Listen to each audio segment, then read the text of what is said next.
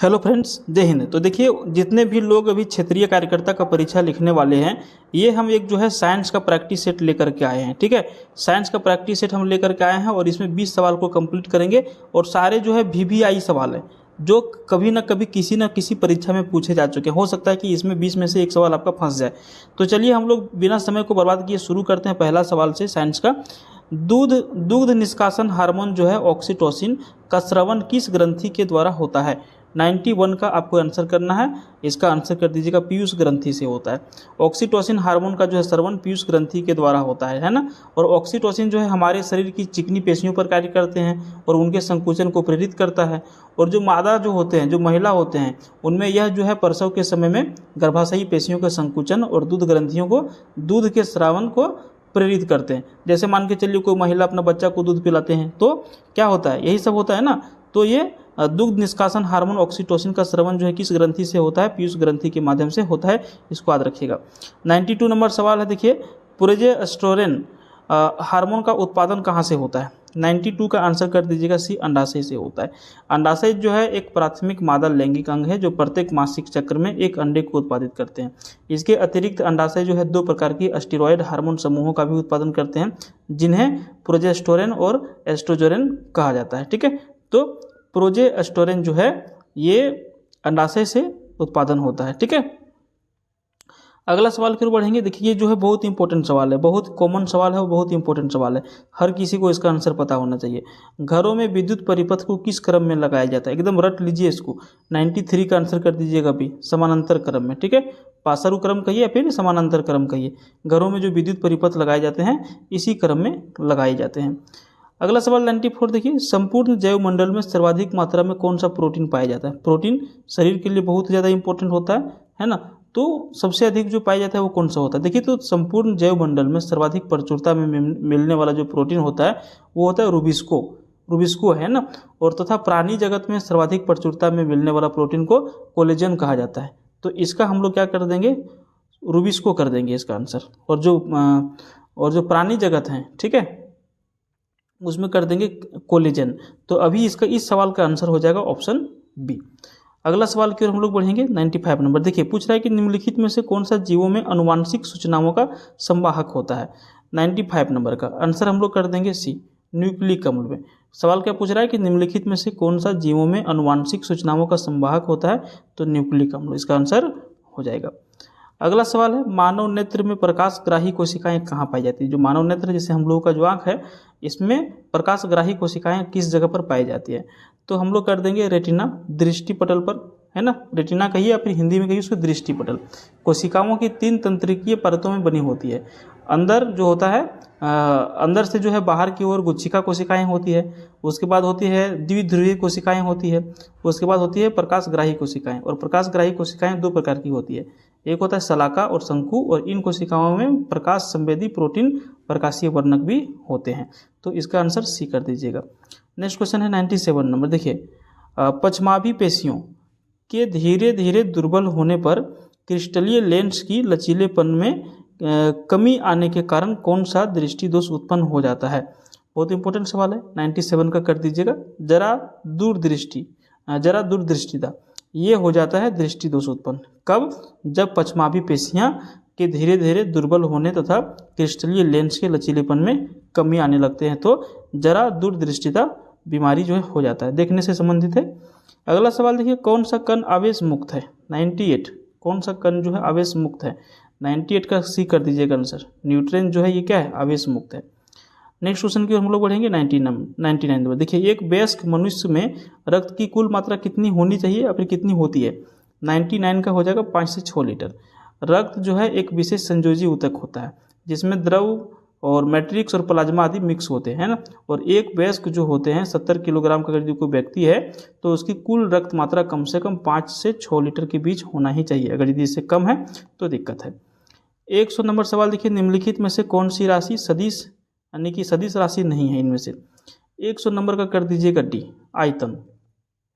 वे राशियां जिनको व्यक्त करने के लिए दिशा एवं परिणाम दोनों की आवश्यकता होती है सदिश राशियां कहलाती है। और जिन राशियों को व्यक्त करने के लिए केवल परिमाण की आवश्यकता होती है, दिशा की नहीं होती है, उन्हें अदिश राशियां कहते हैं, है ना। और अतः जो है बल, वेग, विस्थापन, त्वरण, संवेग, आवेग आदि सभी जो है सदिश राशियां हैं, जबकि आयतन आपका जो है एक अदिश राशि है। ठीक है, तो हम लोगों को क्या पूछा रहा था, सदिश राशि के बारे में। तो सदिश राशि यहाँ पे कौन नहीं है, तो भैया आयतन जो है सदिश राशि नहीं है, ये अदिश राशि है, बाकी ये सारे सदिश राशि में चले जाएंगे।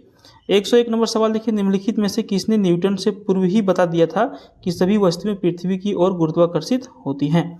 101 नंबर का कर दीजिएगा ब्रह्मगुप्त ने।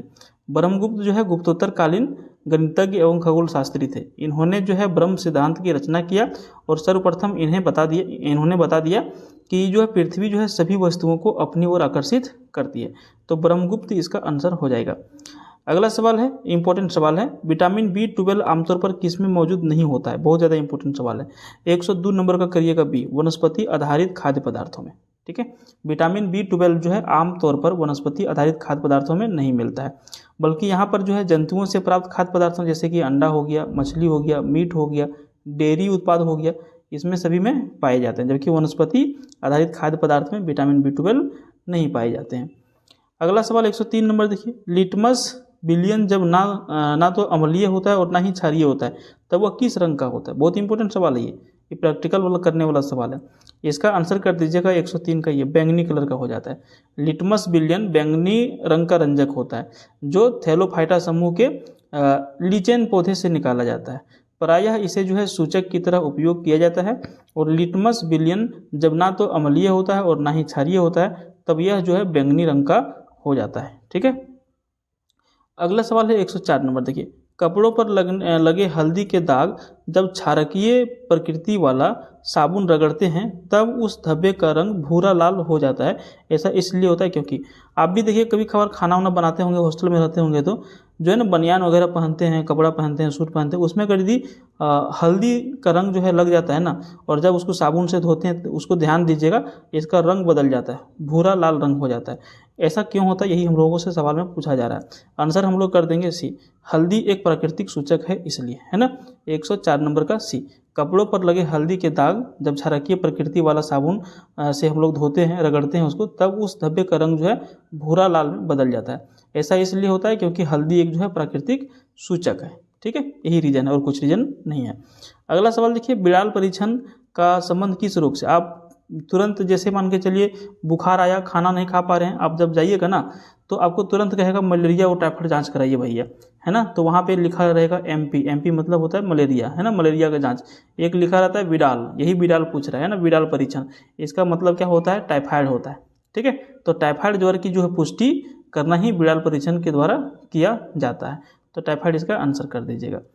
अगला सवाल की ओर हम लोग बढ़ेंगे। 106 नंबर देखिए, डीएनए में कौन सी शर्करा मौजूद होती है। 106 नंबर का आंसर कर दीजिएगा डीऑक्सीराइबोस।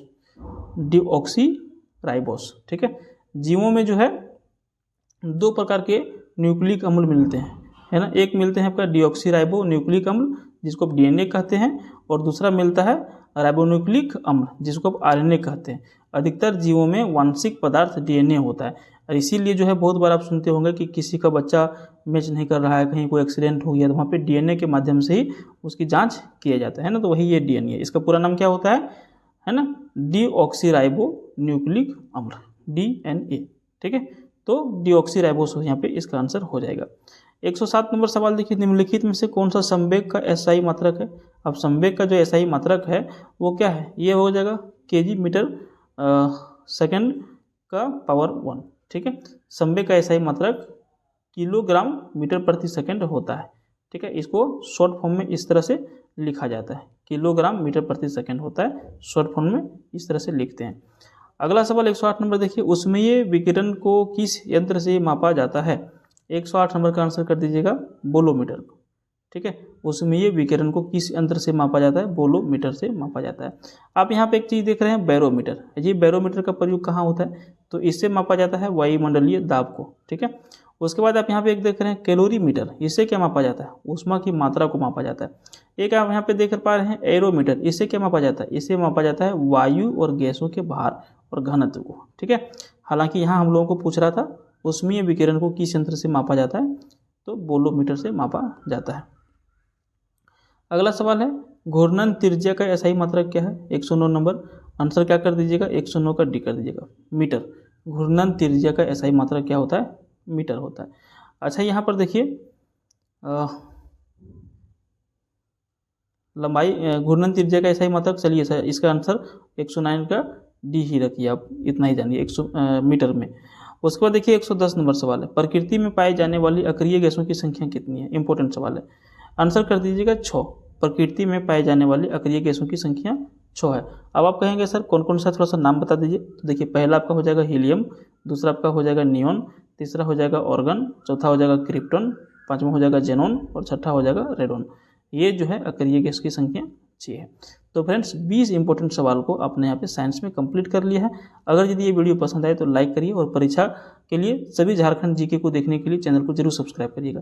डेली बेसिस पर शाम में 7 बजे हमारा वीडियो आता है झारखंड जीके का 50 सवाल के साथ में, ठीक है।